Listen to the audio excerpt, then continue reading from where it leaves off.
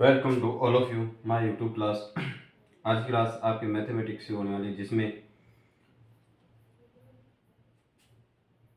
HCF और LCM के लगातार क्लास हो रही थी, जिसमें आपका एलसीएम वाला पार्ट ख़त्म हो चुका है। अब एचसीएफ की क्लास लगेगी, जिसके अंतर्गत हमने आपके सामने एचसीएफ के कुछ कॉन्सेप्ट थे, उनके बारे में चर्चा की।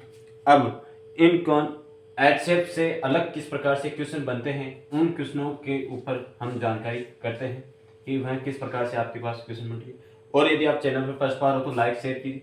और आज ये मैथमेटिक्स की, जिसमें एचसीएफ एंड एलसीएम की ये 4th क्लास होने वाली है। देखो मेरा कहने का उद्देश्य ये है कि इस क्लास के अंतर्गत मैं आपको एक डीपली से तैयारी करा रहा हूँ, जिसके अंतर्गत इस प्रकार में कम से कम टाइम भी कितना लगना चाहिए या कितना लेना चाहिए। कल लास्ट क्लास और हो जाएगी, तो इस क्लास के अंतर्गत यानी पांच क्लास ली है मैंने इस टॉपिक के अंदर, एलसीएम और एचसीएफ के अंतर्गत। तो आप भी समझ सकते हैं कि इसमें कितना मैटर है और कितना मैटर नहीं है, जो आप अच्छी तरह से समझ रहे हो। तो मेरा कहने का उद्देश्य ये है कि ज़्यादा लेक्चर बनाने से मैं ये नहीं कह रहा हूँ कि ज़्यादा लेक्चर बनाने से हर चीज़ क्लियर हो सकती है, लेकिन मैं ये कह रहा हूँ कि इस लेक्चर के अंदर जिस प्रकार से लेक्चर बन रहे हैं और जितनी क्लास लंबी जा रही है, उसके अंदाजात से कि आप अनुसार लगा सकते हैं कि इस के अंदर क्या कंटेंट मिल रहा है, क्या कंटेंट बढ़िया है या नहीं है, वो आप जज खुद कीजिए, ठीक है। और यदि आप चैनल पर फर्स्ट बार हो तो लाइक शेयर कीजिए, और आप पीछे वाली जितनी भी 3 क्लासेज हो चुकी है उनको कंटिन्यू रूप से लीजिए, जिससे आपका है फायदा हो सके। आपको एक एक चीज़ ब्रीफ तरीके से समझाई गई है, जो आप अच्छी तरह से क्लियर कर लीजिए। ये तो हम समय को गवाते न हुए आज एचसीएफ के ऊपर कॉन्सेप्ट करते हैं, जिसमें अनेक प्रकार के क्वेश्चन किए जाते हैं। तो मैंने आपको कल वाली क्लास में बताया था कि एचसीएफ किस प्रकार से निकाला जाता है। 2 विधियों के बारे में मैंने आपके सामने जानकारी की थी। एक तो आपकी विधि है जो सामान्य अभाज्य गुणनखंड विधि से 36, 7, 8 क्लास में आप करते रहते हो। अब दूसरी विधि मैंने आपको एक भाग सरल विधि के कारण के द्वारा बताई थी।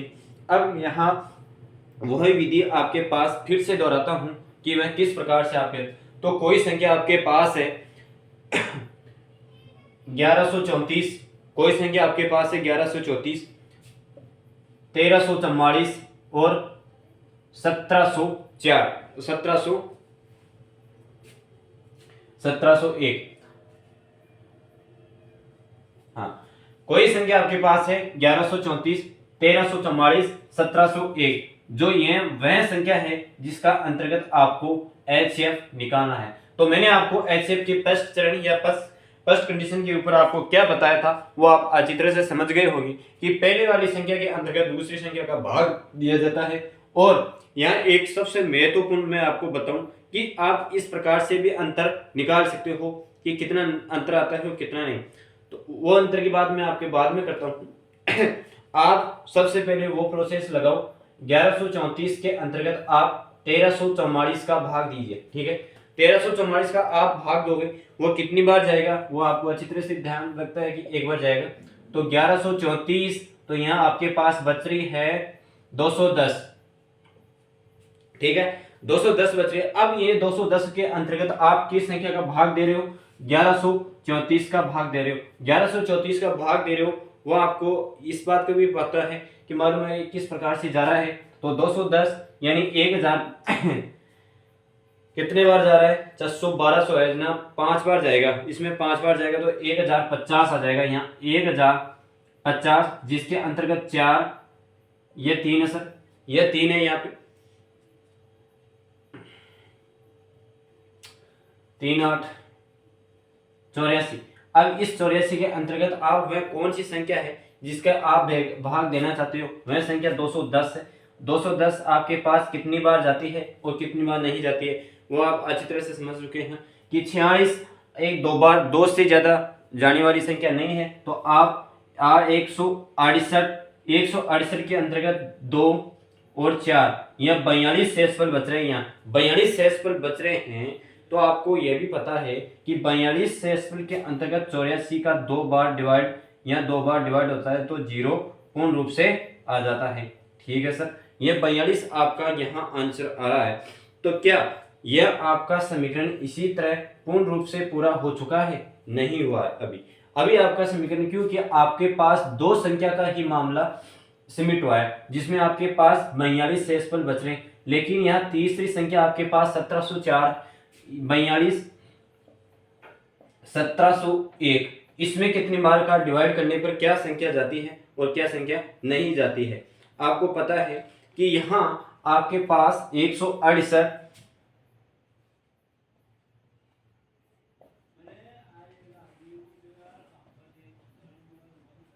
यह दो बार जा रहा है, तो 42 यहाँ जीरो कट हो रहा है। तो मैंने आपको बताया था कि इस सरल विधि से ऐसा भाग देने के पश्चात आपके पास जो लास्ट इक्वेशन से शेषफल बचता है उससे ऊपर वाली संख्या है, सेकंड लास्ट संख्या ही आपका एचसीएफ होगा।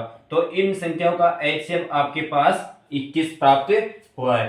ठीक है, अब अगले क्वेश्चन किस प्रकार से चलते हैं ये तो आपको समझाने की बात थी। अब क्वेश्चन आपके पास इस तरह के क्वेश्चन नहीं आएंगे, इस तरह के क्वेश्चन नहीं आएंगे, क्योंकि आपकी बड़ी क्लास कंपटीशन के क्षेत्र में थ्योरेटिकल रूप में क्वेश्चन अधिकतर आते हैं। यह मैंने आपको समझाने के रूप के तौर पर बताए गए।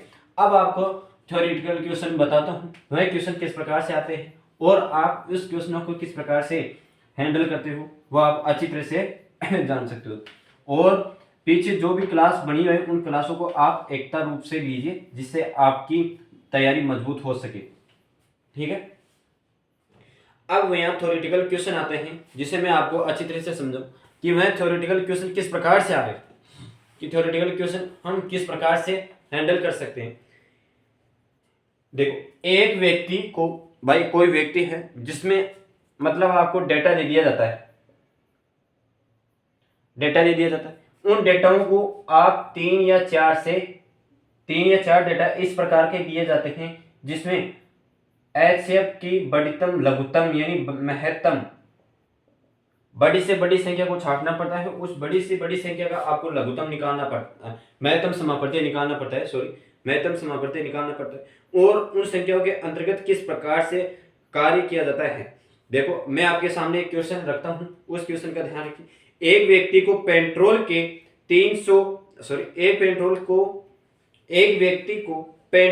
403 लीटर, ठीक है, 403 लीटर डीजल, 403 लीटर तो आपका पेट्रोल हो गया,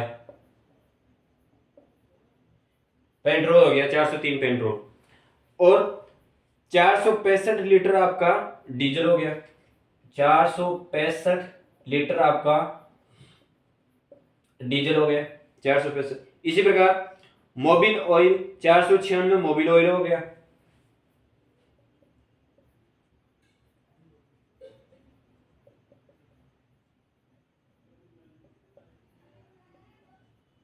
ठीक है, 496 मोबिल ऑयल हो गया, को एक दूसरे के साथ मिलाए बिना पूर्ण समान माप के डिब्बों में इस प्रकार से भरा जाता है कि प्रत्येक डिब्बा को पूरा कर जाए तो कितने डिब्बों की संख्या। ठीक है, अब इस प्रकार की क्वेश्चन थ्योरेटिकल यह कह रहा है कि आपके पास कोई व्यक्ति है जो 403 लीटर पेट्रोल खरीदता है, 465 लीटर डीजल खरीदता है और 496 लीटर मोबिल ऑयल खरीदता है। अब यह व्यक्ति अपनी इच्छा के अनुसार इनको मिला के एक इस डब्बों का मतलब इन डब्बों में ये फिट करना चाहता है, इस फॉर्मेट को सम्मिलित करना चाहता है जिसमें कितने न्यूनतम से न्यूनतम यह पूरा पेट्रोल या डीजल मोबिल ऑयल वो भी संपूर्ण हो जाए और न्यूनतम से न्यूनतम डब्बे आपके पास प्राप्त हो जाए।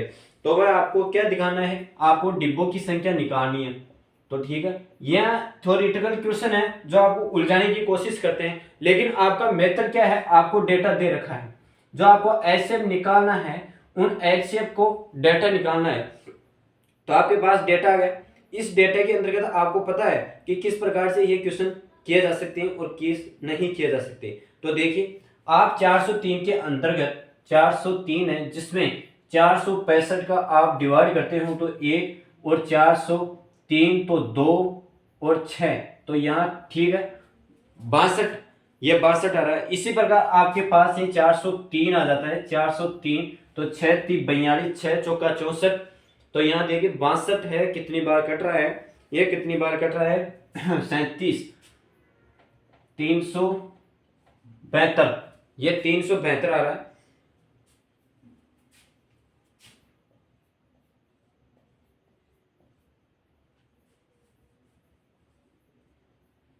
दो बार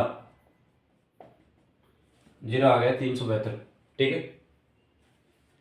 403 में 462 का डिवाइड करने पर 62 में 403 का 372 31 से इस पर यहाँ 31 आ रहा। अब यहाँ आपको देखो, मैंने बताया था कि जहां आपका सीमित 2 के अंतर्गत हो जा रहा है, आप समय को गवाते ना हो। आपको पता है कि यहाँ, और दूसरी चीज आपको ये भी ध्यान में नोट रखनी है कि इन संख्या का योग करने पर क्या प्राप्त हो रहा है और क्या नहीं।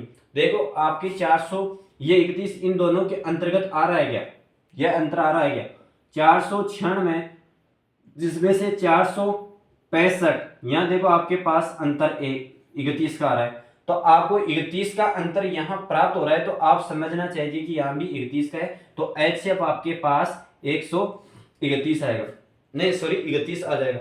अब यहाँ आपको क्या निकालना, ये तो HCF निकला है, कॉमन संख्या फैक्टर निकली 31 डब्बे निकले हैं, 31 टोटल 31 डब्बे निकले। अब वह 31 डब्बे टोटल, सॉरी ये एक भाव एक्यूरेट भाव निकले हैं कि 31 रुपए लीटर, 31 रुपए लीटर।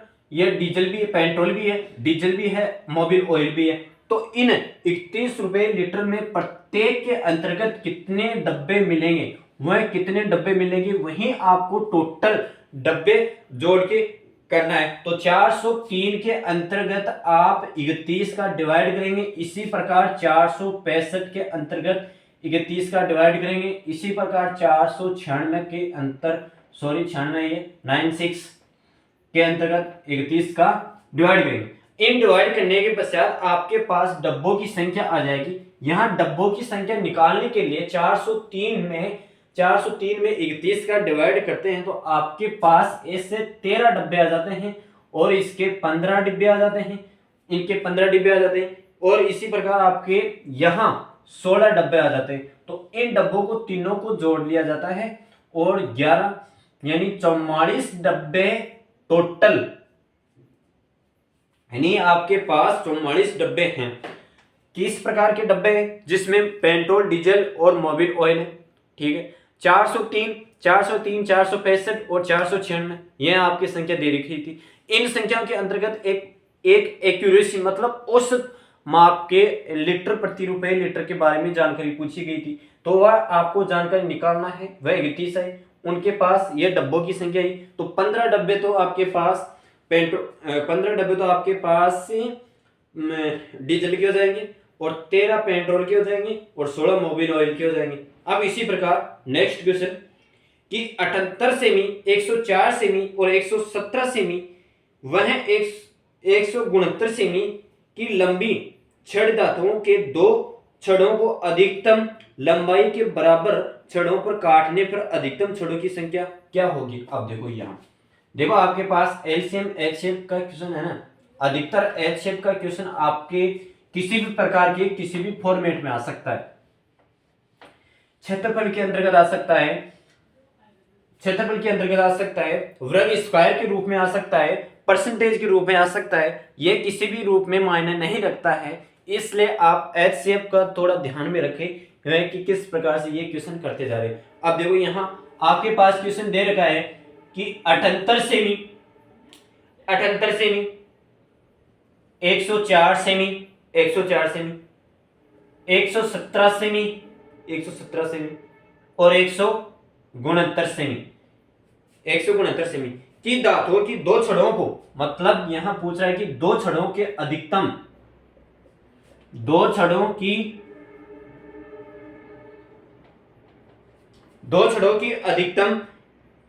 अधिकतम लंबाई के बराबर, अधिकतम लंबाई के बराबर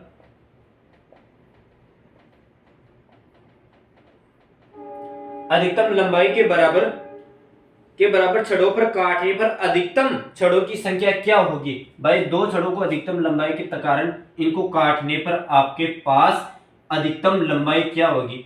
आप यदि आपके पास एक लगातार छड़ है, ठीक है, लगातार छड़ है, इसी प्रकार आपके ये भी छड़ है, यदि इन छड़ों को अधिकतम लंबाई के साथ आप काटना चाहते हो तो इन काटने के पश्चात आपकी अधिकतम लंबाई क्या होगी, वह अधिकतम लंबाई आपको पूछी जा रही है, ठीक है। अधिकतम लंबाई आपको पूछी जा रही है। इसी लंबाई को आप काटने के पश्चात किस प्रकार से क्वेश्चन किया सोल्व करोगे, यहाँ आपको अधिकतम लंबाई के बारे में जानकारी देना है। ठीक है सर, तो हमारे को क्या करना है, हमारे को वही फॉर्मेट जचाना है, एचसीएफ निकालना है। ठीक है, एचसीएफ निकालने के तो 78, 104, 117 और 169 इनका आपके पास एचसीएफ निकलेगा। तो आपके पास एचसीएफ निकलेगा। यहां थोड़ी सी ध्यान देने की बात योग्य यह है कि इनका अंतर कितना आ रहा है, 13 का अंतर आ रहा है। ठीक है, जहां देखो, और ये किसका गुणनफल है, 13 का ही है, 13 का स्क्वायर है, 13 का स्क्वायर है। जहां आपको दो कंडीशन के अंतर्गत कोई कॉमन संख्या फैक्टर मिल जाती है एचसीएफ के अंतर्गत, तो वहां आपका एचसीएफ माना जाएगा। ठीक है, यहां 13 का अंतर हो रहा है। अब इस 13 के अंतर्गत आपको डब्बों की संख्या निकालनी है ना। क्या पूछ रहे हैं आपको, अधिकतम छड़ों की संख्या, मतलब अधिकतम छड़ों की संख्या पूछ रहा है। जो लंबाई में कटी गई थी ना, उनकी छड़ों की संख्या पूछ रहा है। ठीक है, तो ये एक ऐसी चीज फैक्टर आपके सामने है जिसका डिवाइड करने पर आपको छड़ों की संख्या आ जाएगी। तो 13 6 78, 13 6 78। ठीक है सर, 13 7 104 है ना, 13 7 104 ही है ना, 13 104 सॉरी, प्लस 13 नाम है 117 प्लस 13, ये संख्या टोटल कितनी हुई आपके पास, 14 27 27 9 36। कुल छड़ों की संख्या आपके पास 36 हो गई है। छड़ों की संख्या 36 हो गई है। किस प्रकार से, क्वेश्चन क्या था, क्वेश्चन को मैं एक बार फिर से पुनः रिवाइज करता हूं कि 78 सेमी, 104 सेमी, 117 सेमी व 169 सेमी की लंबी छड़ धातुओं की दो छड़ों की अधिकतम लंबाई को बराबर छड़ों के रूप में काटा जाता है। यदि काटा जाता है तो वह आपको अधिकतम छड़ों की संख्या बराबर लंबाई में काटने के पश्चात आपको बराबर में अधिकतम संख्या छड़ों की संख्या निकालनी है। ठीक है, आपने निकाला और कॉमन फैक्टर निकाला, एचसीएफ निकाला, उनकी संख्या निकाल दी। अब अगला क्वेश्चन किस प्रकार से आपका करता हूं, आप समझिए। इसी एचसीएफ के अंतर्गत क्वेश्चन है। देखो, क्वेश्चन कितने भी हो, लेकिन उस क्वेश्चन के अंतर्गत आपको जानकारी अच्छी रूप से हो तो वह क्वेश्चन, वह कॉन्सेप्ट आपके अच्छी तरह से काम कर देंगे। ठीक है, अब क्वेश्चन अगला आता है आपके पास। हाँ, यहां एक कौन थोड़ा टाइप चेंज हुआ है, टाइप चेंज हुआ। इस टाइप चेंज के अंतर्गत मैंने आपको बता रहा हूं, यदि आपके पास कोई दो संख्या दे दी जाती है, दो संख्या दे दी जाती है, उन दोनों संख्याओं के अंतर्गत भागफल देने पर, यानी भाग देने पर आपके पास शेषफल आता है। वह किस स्थिति में आता है वो आपको बता रहा है कि शेषफल आने के पश्चात, शेषफल आने के पश्चात आपको किन्हीं कैटेगरिया के बीच के अंतर्गत, किन्हीं कैटेगरिया के बीच के अंतर्गत आपको या तो बड़ी से बड़ी संख्या पूछा जाता है, बड़ी से बड़ी संख्या पूछा जाता है, या छोटी से छोटी संख्या पूछा जाता है। तो आपको यहां ध्यान देने की बात यह है कि बड़ी से बड़ी संख्या का ही पूछा जाएगा, क्योंकि छोटी से छोटी संख्या का तो आपको एलसीएम ही आया था और बड़ी से बड़ी संख्या का आपको एचसीएफ आएगा। जो आपका एलसीएम आया था वहां आपको मैंने बता चुका था कि उसमें पैटर्न के आधार पर, वो पैटर्न क्या था, वो कोई संख्या है, उस संख्या का एलसीएम है, एलसीएम है प्लस उसके अंतर्गत एक जोड़ना है या दो घटाना है, ये आया था पैटर्न उसके अंतर्गत। और इन्हीं संख्याओं के अंतर्गत माइनस करना है या प्रत्येक स्थिति में भाग देने पर, उससे विभाजित होने पर दो शेषफल बचते हैं या चार शेषफल बचते हैं। इस प्रकार के क्वेश्चन मैंने लास्ट वाली क्लास में करा चुका हूं, वहां आप अच्छी तरह से समझ लीजिए, जिससे आपका माइंड क्लियर हो और अपने क्वेश्चन क्लियर हो, कॉन्सेप्ट क्लियर हो, सॉरी। अब यहां आपको बड़ी से बड़ी संख्या वाले की संख्या के केस को देखना है, वह किस प्रकार से आपको करता है। तो ठीक है, क्वेश्चन के माध्यम से समझिए, वो आपके क्वेश्चन में समझ सकता हूं। वह कौन सी बड़ी संख्या है जिसके द्वारा, वह कौन सी बड़ी संख्या है जिसके द्वारा 3026 वह 5053 5053 को भाग देने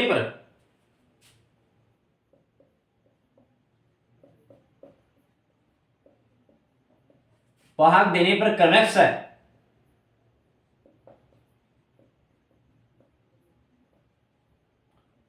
कन्वेक्स शेषफल 11 में 13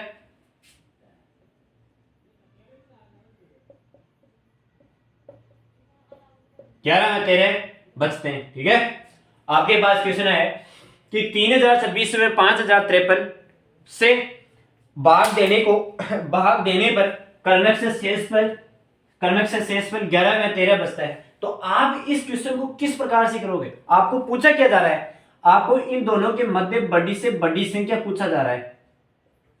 ठीक है, बड़ी से बड़ी संख्या पूछा जा रहा है। तो आपको क्या करना है कि जो भी आपके पास ये संख्या आती है, इस संख्या के अंतर्गत आपको जो संख्या शेषफल में दी जाती है उनको घटाइए एक बार। ठीक है, दोनों कंडीशन के अंतर्गत आप घटाइए।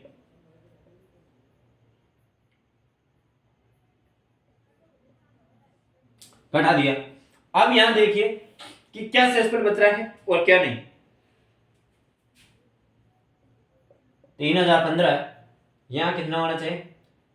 5 4 5040, यहां 5040 ये संख्या आ रही है इसकी।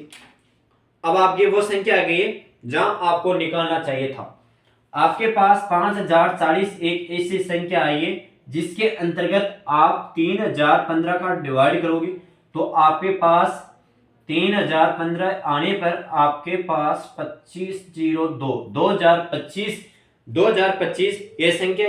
इसी 2025 के अंतर्गत आप 3015 का फिर से डिवाइड करोगे तो आपके पास 2025, यानी यह कितना शेषफल बचना चाहिए था? ये कितना शेषफल बच रहे हैं? जो 990 के अंतर्गत 2025 का फिर से डिवाइड करते हैं तो आपके पास 1800 कुछ संख्या आ रही है। 1800 तो टोटल हो रही है और एक 1980 आने के पश्चात आपके पास ये कितने बच रहे हैं? 5 4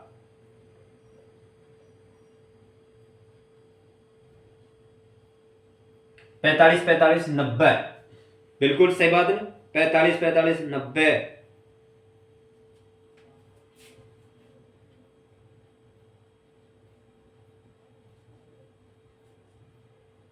ये दो बार कट रहे, तो यहाँ वो कॉमन फैक्टर संख्या कौन सी है? HCF है, वो आपका 45 है। ठीक है, इस क्वेश्चन को किस प्रकार से समझते हैं हम अच्छी तरह से आपको बताते हैं। ठीक है, आपको वही मेथड निकालना है, वही संख्या निकालनी है, वही संख्या देखनी है। आपको तो बड़ी से बड़ी संख्या देखनी है और HCF की भागफल विधि को याद में रखना है। आपको क्वेश्चन दे रखा है मैं बड़ी से बड़ी संख्या निकालिए जिसमें 3026 और 5053 को भाग देने पर क्रमिक से शेष पर 11 में 13 शेष बचते हैं। तो आपको वह संख्या निकालने के लिए सबसे पहले 3026 के अंतर्गत 11 का आप सब्ट्रैक्ट करोगे। उसी प्रकार ये शेषफल आपको घटाना है। शेषफल घटाने के पश्चात आपको वहीं डिवाइडेशन करना है। जो ऐसे को बड़ी से बड़ी संख्या निकालने पर आपके पास ऐसी स्थिति आती है, लास्ट की स्टेज के अंतर्गत 45 एक ऐसी कॉमन फैक्टर संख्या जिसे 45 पर सब डिवाइड करने पर जीरो शेषफल आ जाता है। तो उसी स्थिति में आपका HCF 45 आ जाता है। अब हम नेक्स्ट क्वेश्चन करते हैं इसी का। वह बड़ी से बड़ी संख्या कौन सी है जिसमें, देखो वही कर रहा है, वह बड़ी से बड़ी संख्या। अब बड़ी से बड़ी संख्या का मतलब समझ आना, जहां आपको बड़ी से बड़ी संख्या पूछ रहा है और कोई शेषफल देकर स्थिति प्रत्येक दिशा में भाग देने पर इस प्रकार के क्वेश्चन न और बड़ी बड़ी स्थिति पूछा जा रहा है तो वहां आपको समझना चाहिए था कि HCF पूछ रहा है। जिसमें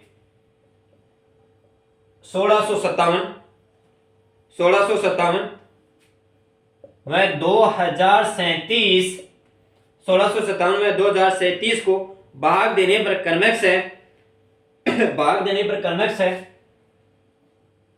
6 में 5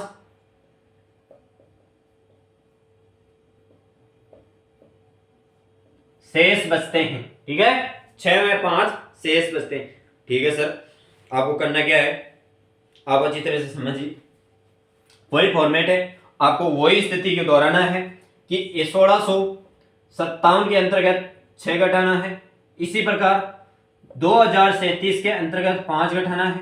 ठीक है, तो 1651 इसी प्रकार यहां आपके पास 2032 आ रहा है।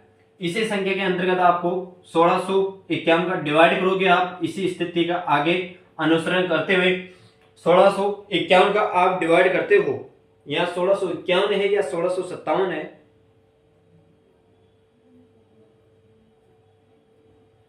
1651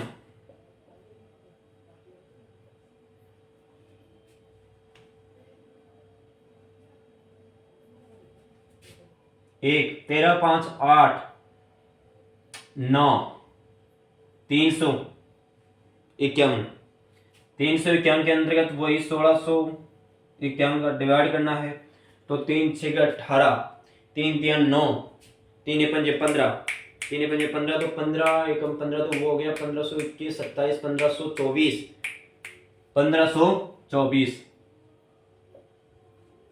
आप 1524 के अंतर्गत आप घटाओगे तो संख्या आपके पास कितना आना चाहिए, 11 में से 7 2 127 के अंतर्गत आप 381 का डिवाइड करोगे, तो 381 कितने बार आ रहा है, देखो यहाँ 27 53 81 और 3, मतलब 3 बार ये कट रहा है। 127 के अंतर्गत 381 का डिवाइड करने पर 3 बार ये कट रहा है, तो 3 बार यह कट रहा है, तो आपके पास 0, तो वह आपकी वह कौन सी बड़ी से बड़ी संख्या हुई, 127 एक ऐसी संख्या हुई जो आपका HCF के नियम का फॉलो कर रही है।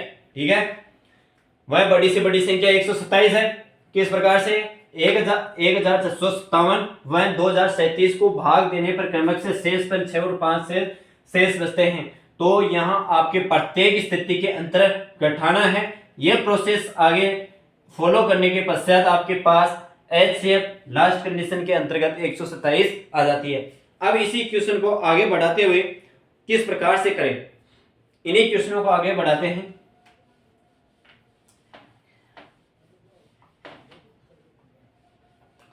अब देखो, मैं आपको एक बात और बताया था कि इतनी बड़ी प्रोसेस न करके भाई, आप इतनी बड़ी यहां भाग देकर उसकी स्थिति का ये ज्ञान कर रहे थे, यह भाग इतनी स्थिति का पता न करके आप किन्हीं दो संख्याओं के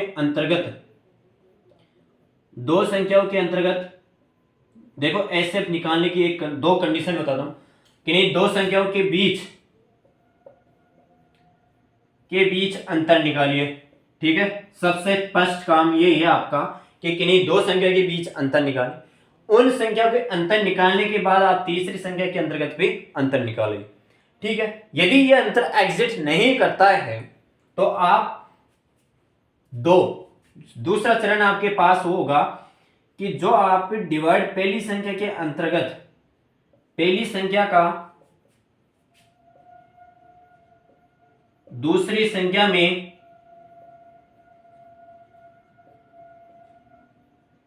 विभाजित करने पर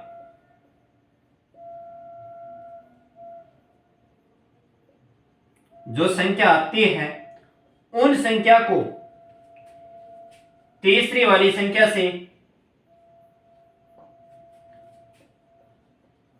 से अंतर करके देखना है। यदि वह अंतर दोनों संख्या के अंतर्गत मैचिंग हो जाता है तो वह आपको समझना चाहिए था कि आपको आगे फॉलो नियम नहीं करना है, वहीं आपका फाइनल रिजल्ट हो जाएगा। तो इसी प्रकार मैं आगे क्वेश्चन करता हूं कि किस प्रकार से वह बड़ी से बड़ी संख्या कौन सी है जिसमें 187, 237 और 279 का भाग देने पर प्रत्येक दशा में समान शेष बचे हो। यहाँ क्वेश्चन देख लो, ये नोट्स है, ये नोट्स बहुत काम में आएंगे। इनकी आप अच्छी तरह से एक बार क्लास भी लेकर दोबारा रिफ्रेश क्लास होकर देखते हो तो आपको ये बात समझ में आ जाएगी। ठीक है, मैंने उतार दी, जो महत्वपूर्ण चीज थी मैं आपके सामने बोर्ड पर उतार दिया है।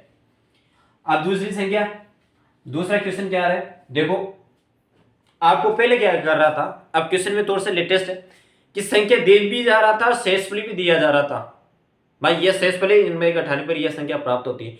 तो अब वह शेषफल नहीं देके आपको डायरेक्ट वह संख्या पूछ रहा है कि संख्या दे दी, और शेषफल नहीं देके आपको संख्या पूछ रहा है कि वह बड़ी से बड़ी संख्या है कौन सी है जिसमें 187 233 और 279 से विभाजित करने पर, से भाग देने पर प्रत्येक दशा में समान शेष रहता है। प्रत्येक दशा में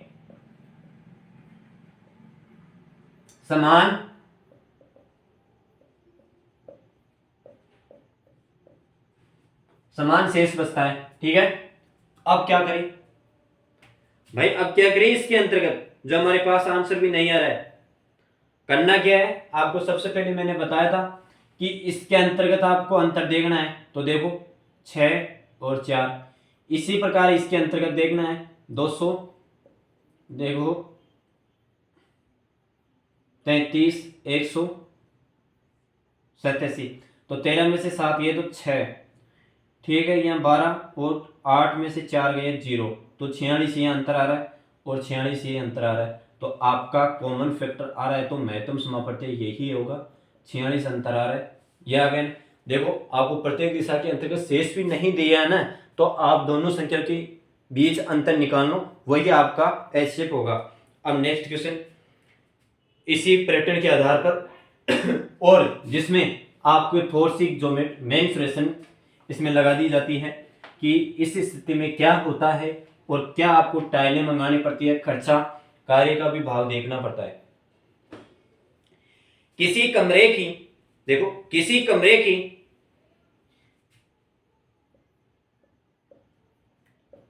किसी कमरे के 15 मीटर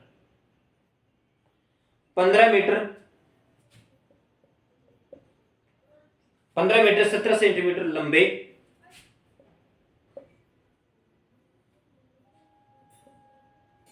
वह 9 मीटर 2 सेंटीमीटर चौड़ाई वाले 10 सेंटीमीटर चौड़ाई वाली फर्श पर लगाई जाने वाली वर्गाकार टाइलों की न्यूनतम संख्या पूछना है। लगाई जाने वाली वर्गाकार फर्श पर लगातार लगाई जाने वाली फर्श पर लगातार न्यूनतम टाइलों की संख्या पूछ रहा है।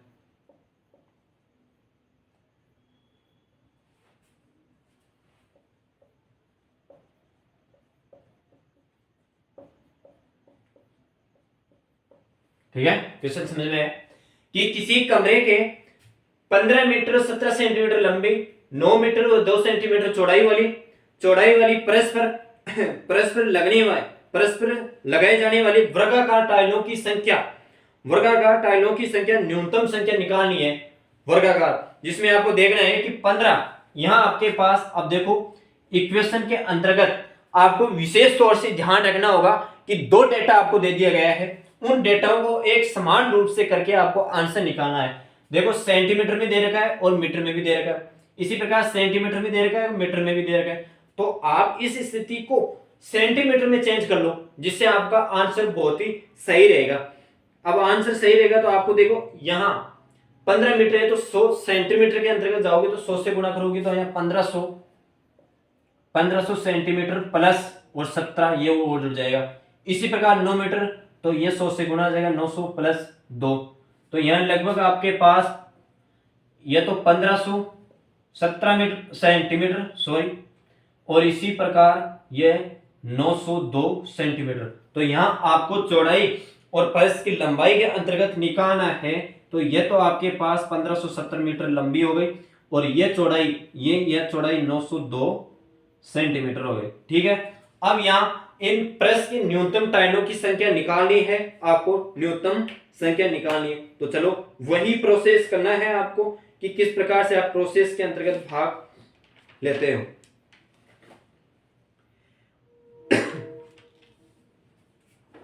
नौ सौ दो का वही कार्य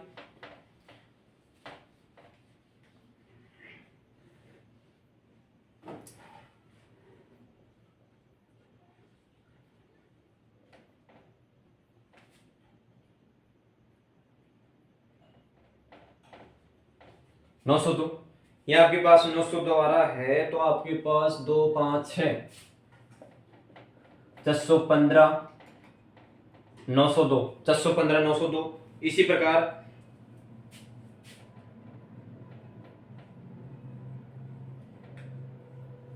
287,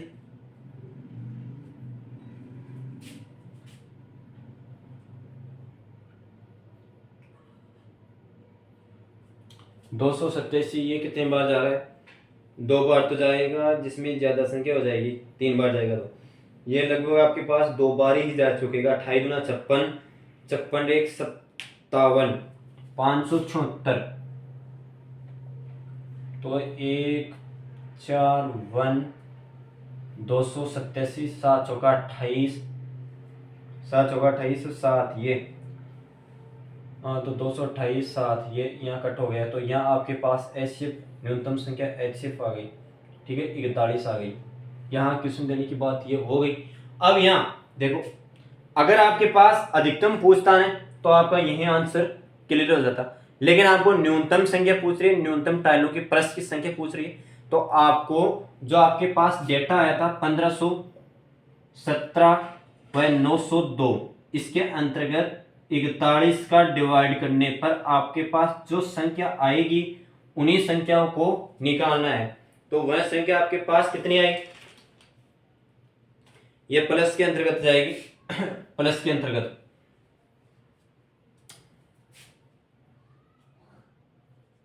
22 प्लस 37, 22 प्लस 37, तो ये आपके पास टोटल टाइल हो जाती है 59,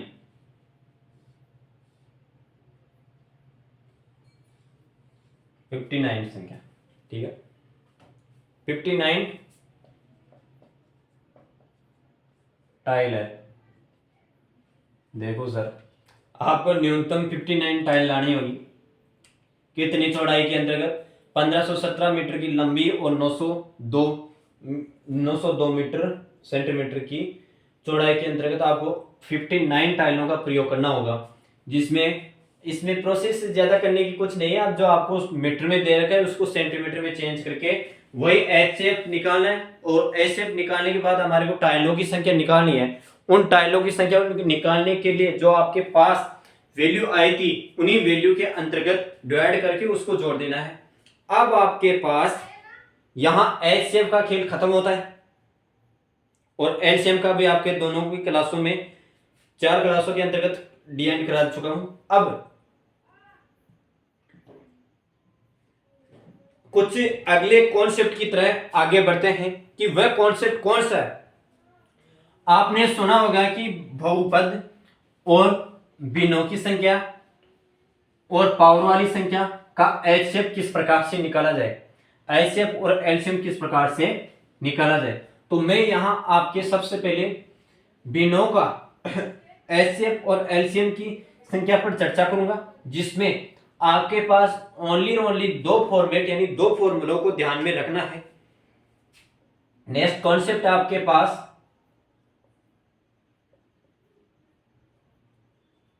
बिनों का एचसीएफ व एलसीएम। बिनों का एलसीएम व एचसीएफ किस प्रकार से ज्ञात कर सकते हैं। अगर आपको देखो, बिनों में अगर आपको लैसे निकालना हो, बिनों का लैसे निकालना हो, तो आप क्या करोगे? सबसे पहले आप अंश का लैसे निकालोगे और उसमें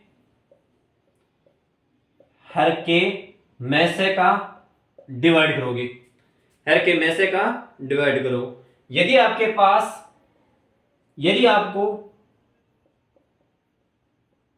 बिनों में में से निकालना हो यानी एचसीएफ निकालना हो, तो आप अंश में अंश का में से निकालना होगा, फिर उसके अंतर्गत हर का लेस से निकाल के डिवाइड करना होगा। यह फॉर्मेट बहुत ही महत्वपूर्ण है बहुत ही महत्वपूर्ण क्वेश्चन है, जिसमें कि आपको बिनों का एलसीएम और एचसीएफ निकालने पर किस प्रकार का कार्य करना होगा। यदि आपके पास एलसीएम निकालना हो बिनों का, तो आप अंश का लसागु कीजिए, फिर इसके अंतर्गत हर का में का डिवाइड कीजिए। इसी प्रकार यदि आपको एचसीएफ निकालना हो बिनों का, तो आप अंश का तो में से निकाल लीजिए और हर का लसागु का निकाल कर उसमें डिवाइड कर दीजिए। अब मैं आपके पास आगे संख्या को शेयर करता हूं, 3-4 क्वेश्चन करते हैं जिससे आपको ये क्वेश्चन समझ में आ जाए। फॉर्मेट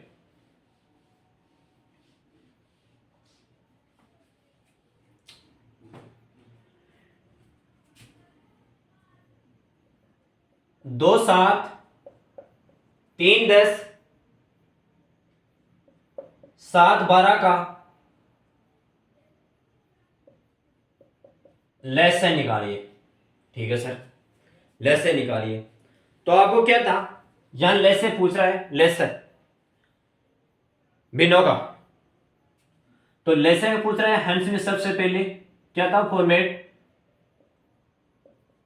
जहां लसागु पूछा जा रहा है तो उसी का लसागु निकालना होगा पहले, और यदि में से पूछा जा रहा है तो उसी का में से भी होगा हर में। तो आप देखिए, बड़ी से बड़ी संख्या को उतारना है और बड़ी से छोटी संख्या को भी देखना है। तो आपके पास किस प्रकार से क्वेश्चन आ रहा है, लसागु यानी बड़ी से बड़ी बड़ी संख्या को आप गुणा करते जाइए, जिससे आपको कोई छोटी बड़ी संख्या का फर्क ना हो। तो आप इस संख्या का डिवाइड मल्टीप्लाई करोगे तो आपके पास 14 7 6 दूना 42। अब यहां देखो, आपके पास लघुत्तम यानी बड़ी से बड़ी संख्या देखनी होगी जिसमें आप डिवाइड कर सकते हो। तो यहां एक कोई ऐसी संख्या आपके पास दिख रही नहीं है जो आप डिवाइड कर सकते हो। देखो 2 इंटू 6, 2 इंटू 5 और 7, कोई संख्या नहीं मिल रही है। ठीक है, इसी प्रकार 2 इंटू 3, ये कोई संख्या नहीं मिल रही है। लेकिन आपके पास एक कॉमन फैक्टर तो मिल रहा है ना, एक कॉमन फैक्टर तो मिल रहा है, तो वही आपका एक क्या हो जाएगा, में से हो जाएगा, जिसका आपका पूर्ण रूप से 42 आंसर हो जाएगा। इसी प्रकार आपके पास मैं में से निकालता हूं, इन्हीं संख्याओं का मैं में से निकालूं तो आपके पास क्या आंसर होगा। जो आपकी ये संख्या आई थी उनको आप विपरीत कर दीजिए, यही आपका आंसर आ जाएगा।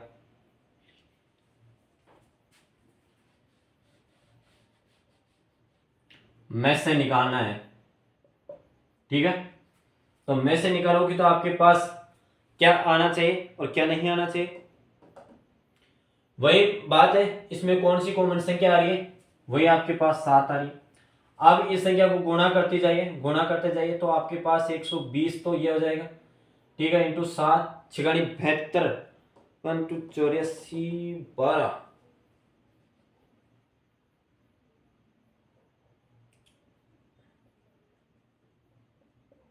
क्योंकि यहाँ देखो 2 इंटू 5, तो 2 से तो वह कट गया, 5 7 35, तो यहाँ 420 आपका लेस आ जाएगा।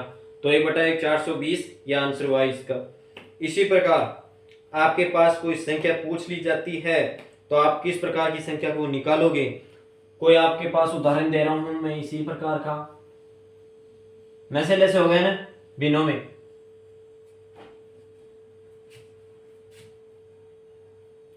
9/10 कोई क्वेश्चन है, 12/25, 18/35, 21/40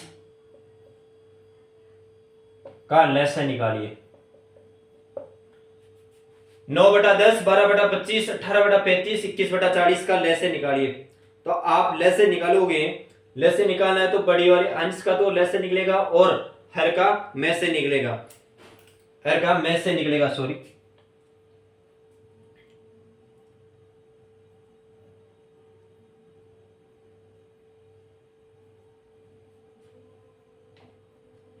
हाँ, कंटिन्यू लसागु निकलेगा। तो आपको लसागु यानी बड़ी से बड़ी संख्या निकालनी है, तो तो आप 21 इंटू, यहाँ देखो आपके 18 के अंतर्गत कौन सी संख्या ऐसी है जो कट रही है, 3 बच रही है और पूरी डिवाइड हो जाती है।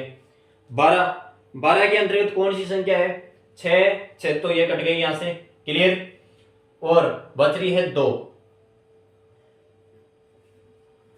यहां से बच रही है, 2 यहां से बच रही है, और 3 का ये 9 डिवाइड से कट गया। अब यहां देखो इसका आपको मैथ से निकालना है, तो देखो आपकी वह कौन सी संख्या है जो कॉमन फैक्टर में और लघुत्तम में बड़ी संख्या है, वह आपके पास 5 से विभाजित हो रही है। देखो 5 से विभाजित होगी 2, ये 5 से विभाजित होगी 5, और ये 5 से विभाजित होगी 7, और ये 5 से विभाजित होगी 8। तो देखो आपके पास में कॉमन फैक्टर संख्या 5 है, जिसमें सभी संख्या का भाग जा सकता है और लघुत्तम संख्या है, तो वह आपके पास 5 आ गई। 5 आ गई तो 3, 6 और 12 है ना, इन्हें 6, 12 और 21, 252 संख्या ये हैं, और बटा 5 यही संख्या आपके पास फाइनल रिजल्ट आ गया। लेस से निकालना है, फिर इसका में से जो कॉमन संख्या फैक्टर का देखना है, और यहाँ बड़ी से बड़ी संख्या लेनी है और लेकर इसको सिमिट करना है। इसी प्रकार आपके पास क्वेश्चन आता है कि 1.75, अब यदि यही संख्या पॉइंटों में दे दी जाती है तो आप इस क्वेश्चन को किस प्रकार से सोल्व करोगे। पहले तो आपको देखो बिनों में दे दी, अब बिनों वाली संख्या को आपको पॉइंटों में दे दी जाती है, तो उस पॉइंट की संख्या का एचसीएफ किस प्रकार से निकालोगे। 1.75, 5.6 और 7, तो क्या करना है आपको 100 का डिवाइड करना है, और क्या करना है बस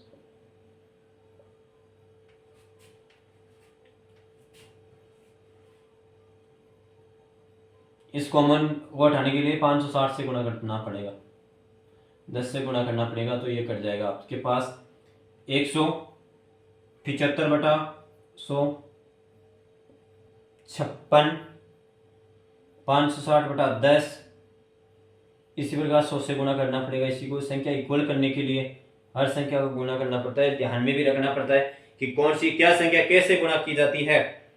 यह संख्या इस प्रकार से होने पर आपके पास क्या संख्या इसमें कट रही है और कौन सी संख्या किस से कट रही है, यह भी आपको ध्यान में देने योग्य की बात है। तो देखो यहाँ आपके 100 कॉमन फैक्टर आ जाते हैं, और इसका ये कितनी बार किससे कट रहा है, ये आपके काटा पीटी करके आपके पास आंसर के काटा पीटी करने के बाद यहाँ देखो 11,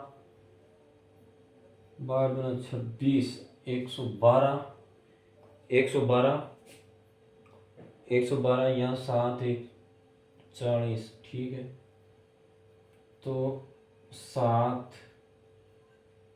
12, 5, तो 35 बटा 100, 35 बटा 100, यानी इसका क्या आएगा, पॉइंटों में आंसर देना है हमारे को भी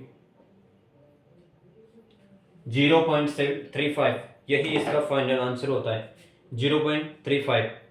इसी प्रकार ये क्वेश्चन आज की क्लास को मैं यहीं एंड करता हूं, और अब 2 कॉन्सेप्ट बचे हैं जिसमें पावर वाली संख्या का एलसीएम निकालना होगा और बहुपद वाली संख्याओं का एलसीएम निकालना होगा। फिर आपकी क्लास कल एंड हो जाएगी, जिसमें अगला टॉपिक क्या होगा वो आपको मैं बता दूंगा कि परसेंटेज ले या एवरेज ले, ठीक है। यहाँ आपका एलसीएम की चौथी क्लास हो चुकी है। यदि आप चैनल पर फर्स्ट बार हो तो आप जितने भी पीछे लेक्चर बने हैं एलसीएम के वो लगातार लीजिए, और यदि कोई भी कमी या त्रुटिपूर्ण पाई जाती है तो आप मुझे अवगत कराएं, जिससे हर कमी को दूर कर सकें, ठीक है। और यदि चैनल पर फर्स्ट बार हो तो आप शेयर कीजिए और आगे भी इसको फॉरवर्ड कीजिए, जिससे मेरा भी हौसला बढ़े रहे और आपका भी मनोबल बने रहे। जय हिंद, थैंक्स वॉचिंग के लिए।